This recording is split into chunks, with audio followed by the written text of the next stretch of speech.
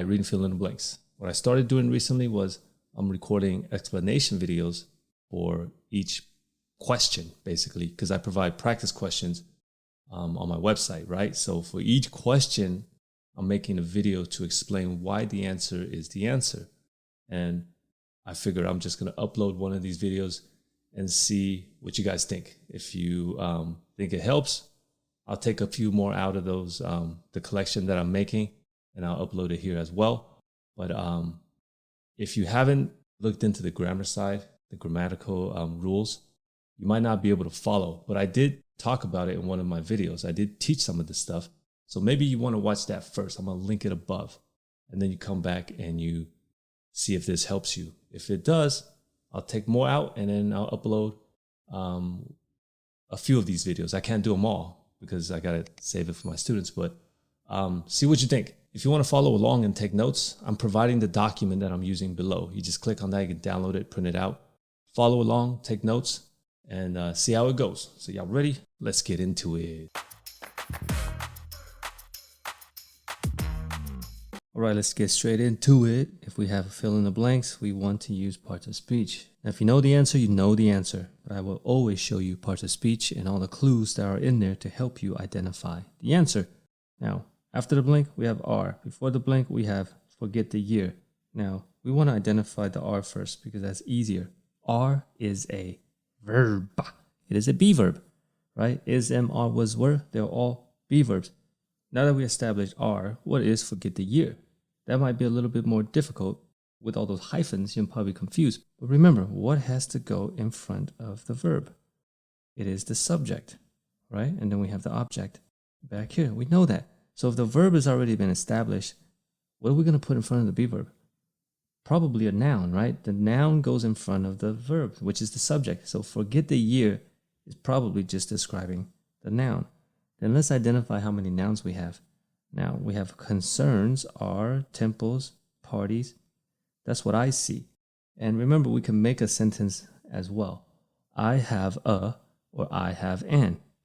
In this situation, they all have S's, so I have to remove all of them, right? I have a concern, I have an area, I have a temple, I have a party. They are all okay. Now, augment, expel, prepare, and foresee, those are verbs. And we'll get to that later. But if you look at the verb itself, are, that's supposed to tell us if the noun's supposed to be singular or plural. And it's telling us plural, but it doesn't really help us because all the nouns are plural anyways. So what other clues do we have besides the are? Because the R doesn't really help us. All our nouns are plural form, okay? What we do have is this word right here, farewell. Have you heard of that before? Maybe you haven't heard of bid farewell, but maybe you have heard of farewell party. Have you heard of that before? Have you gone to one before, right? So what do you think we're going to put as the answer here? If farewell and party is some type of collocation that you've heard before, that should be the answer right there. Forget the year parties to bid farewell, right? So let's write that word in there, party. Done. Now, what about the next one? We look before and after the blank. After the blank, we got a preposition, and then we got an and right here. That and is very significant. I will explain, but first of all, of is a preposition, right? And is a linking word. That's not on the list, but and is a linking word. It is very important because why do we use and? We use and for a couple of reasons, but one of them is to list multiple things. And those multiple things have to be talking about something similar. So let's look in front of and. We have problems. Problems is a noun, especially with that the right there, right? The problems, that is a noun. Okay, so we identified that. What does that mean? We want to look for another noun that is similar to the word problems, meaning it should be something negative. Okay, we have already used the word parties. Which one of these nouns left would be something negative? Concerns, areas, temples. Would you agree that concerns would be the only one left? And that is our answer. It's concerns. It's the negative. All right, so let's get rid of all the other stuff here and we are done. All right, so we're halfway through the video, and if you're still here, that means you find it helpful. You think that this is helping you. You're gaining value. So what do I need from you? Hit that like button if you haven't done so. Hit that subscribe button, because what would it cost you? Nothing. So hit that like, hit hit that subscribe, and let's get back to work. So you saw how we got to that. It was the and. And the reason why I'm keep talking about the and is because now we have another blank. We have a preposition, and then we have another one. We have and again, right? But let's just identify the preposition first. We have that. We have another and here. But that's another clue. It's a completely different clue. Why?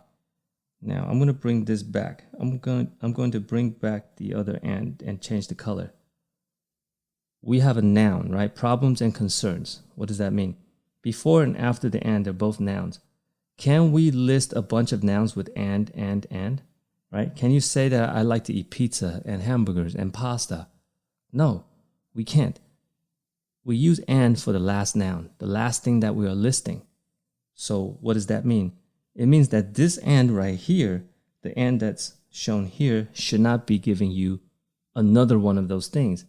This is probably used as a linking word, meaning we are linking another sentence. So what does that mean? It means that the blank should not be nouns. So let me just get rid of all the nouns anyways. And now we're just left with the for. For is our clue, and we have 1, 2, 3, 4 options left. That will create a dependent preposition.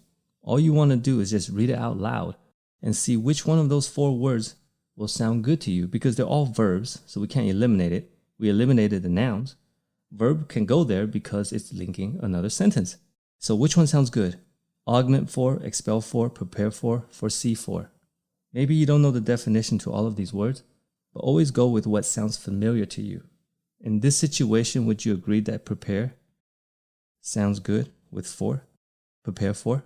I hope so, because that's the answer. Prepare for. Okay, so we get rid of that one. Now, let's keep it moving. Now here, after the blank, strike before Buddhist. Do you know what strike is? What parts of speech? If you don't, you might have to look afterwards to see what that is. Their gongs. Again, that's a noun. Strike their gongs. So this looks like strike is being used as a verb, right? So again, what's going to go in front of the verb? Let me write that one more time. Subject, verb, and object. Let's leave that there. Now, Buddhist can be a noun, but at the same time, Buddhist can be an adjective, right? So in this situation, we are looking for nouns. So we have already used concerns. We have areas, temples, and that's it. Now, which one of these 2 words left, areas and temples, which one sounds good with that word Buddhist? Would you have Buddhist areas or would you have Buddhist temples? Would you agree that temples would be the best fit here? Let me write that. Okay, temples would be the answer here. Now, lastly, we have 108. That doesn't really mean anything. That's just a number. And then we have the 2. Now, 2 is very significant. Why? Because when you have a 2, what does that tell you? Well, it can be a preposition, right? But usually 2s will create the infinitive. What does that mean? Infinitive is a 2 plus the base verb. A base verb is a verb with no S, no ED, no ING. Let me write that down for you. Base verb. Some of you call it the infinitive. Basically, no S, ED, ING. Now, how many of those do we have? We have augment, we have expel, and we have foresee. We have already used prepare, so we're not going to take those. So we're left with 3 options. Which one sounds good to you? You might not know the definition of all of them, so we might have to take a guess.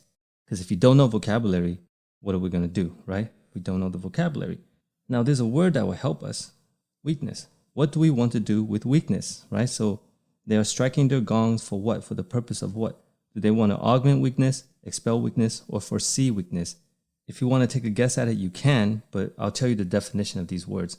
Augment is to make something better, to improve something. Expel is to remove something, and foresee is to see it, like see it in the future. What do you want to do with the weakness? I would say we want to expel it. Okay, and that is the answer right there. The last one is probably difficult because of vocabulary, but if you see the word weakness, you can kind of try to guess to see what you want to do with weakness. And that's it for this one. All right, there you have it. If you thought the tutorial was helpful, please check out my other tutorials. If you want to see more videos like this, leave a comment below and let me know. And I'll see you guys on the next one. Peace.